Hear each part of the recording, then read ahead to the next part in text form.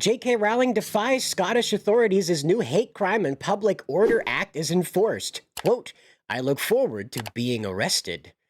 This story comes to us from Josh Berger, and boy howdy, is she out for attention, I guess. I don't know. JK Rowling is all guns out. Today we're diving into a topic that's been making waves across social media and headlines across the world. It involves none other than the brilliant mind behind the magical world of Harry Potter, JK Rowling.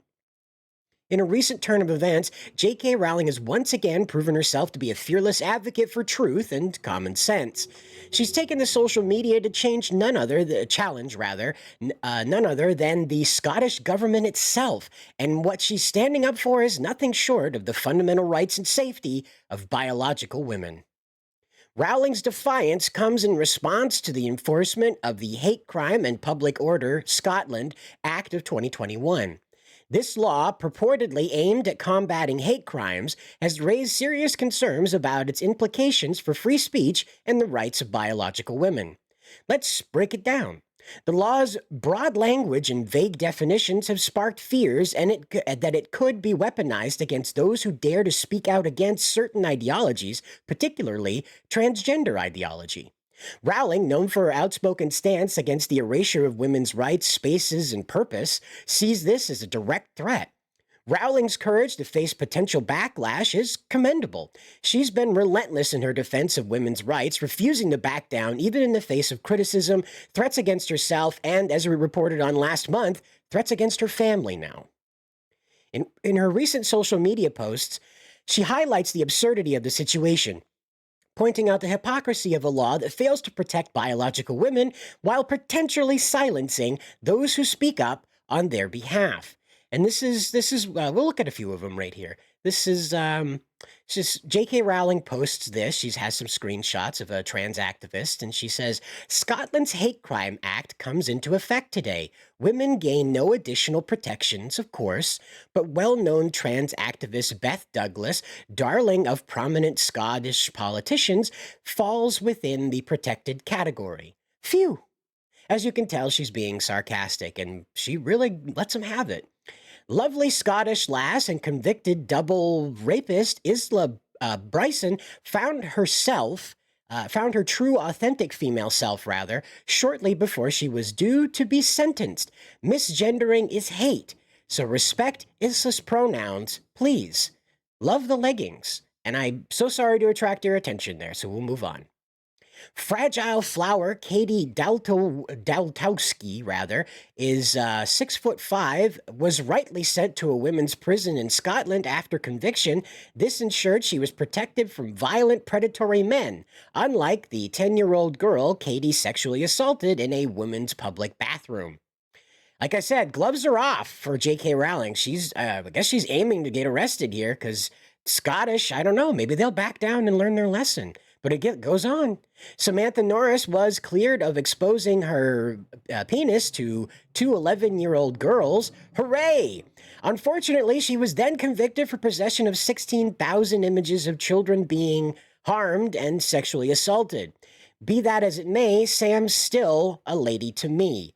Now, the reason why I was careful there is I don't know how YouTube's going to treat this word. I know that, like, sexual assault, sexual harassment are things that are okay to be discussed, but I don't know about that R word, right? YouTube is really fishy about this, and now the algorithm puts things into context. So while we're talking about this issue that J.K. Rowling's speaking of with the transgender ideology coming out with its fangs bared, I'm not sure if we can start throwing the R word around with it without getting the Bounding into Comics channel destroyed. So please remember that as we go forward, that the only reason why I'm being careful here is because I still want to continue reporting on the news to you guys and not get this channel obliterated. Scottish woman and butcher Amy George abducted an 11-year-old girl while dressed in female clothing. No idea why this was mentioned in court. Of course she was wearing women's clothing. She's a woman. Amy took the girl home and sexually abused her for over a 27-hour period. Like I said, J.K. Rowling is going in like full guns a-blazing. Both barrels, man. But most women aren't axe-toters or sex offenders, so let's talk role models. Julia Valentino in red wanted to play on the women's team because of sisterhood, validation, and political visibility. Naturally, she was given some boring cis girl space. Yay for inclusion! And again, Rowling is being sarcastic with these comments. Mirdu Wadwa, head of Scottish R Word Crisis Center, says sexual violence happens to bigoted people as well. She has no gender recognition certificate, whatever that means, but was still appointed to a job advertised for women only. Time to be challenged with on your prejudices, rape victims. Let that one slip. Monroe Bergdorf. That's a real name. Somebody has that on their license out there in the world. You bet. Monroe Bergdorf isn't just a pretty face. Public campaigner for children's charity until safeguarding concerns were raised. She was appointed UN's first ever UK champion. What makes a woman has no definitive answer, says Monroe. It's a great choice, UN women. Yep, and then that brings us to this one right here. Last but least, TV's India Willoughby proves women can call a black broadcaster a nasty bitch who wouldn't be anywhere without woke, dubs lesbians men, insults the looks of a female Olympic swimmer, joke about kidnapping feminists, and still get airtime. What a gal. Right?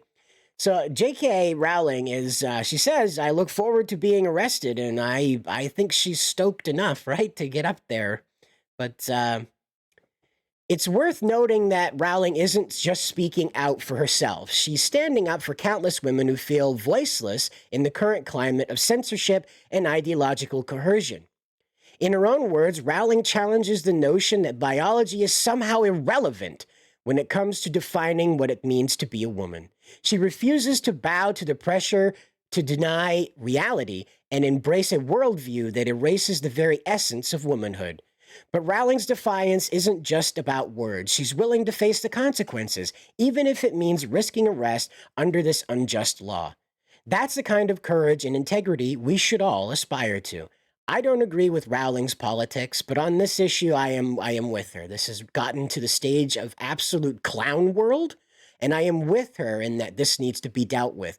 We don't agree on much else, but this is something that I absolutely am 100% behind her on, absolutely. And it's okay to support people that ordinarily you wouldn't agree with on issues that you do agree with. It's part of being human.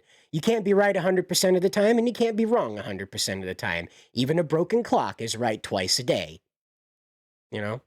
So let's stand with JK Rowling in this effort, in this fight for truth, for freedom of speech, and for the rights of biological women everywhere.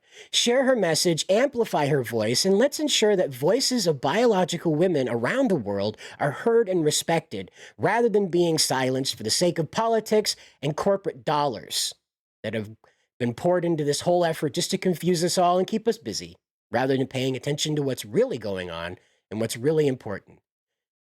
And as always, I'll see you in the next video. And until then, good luck out there.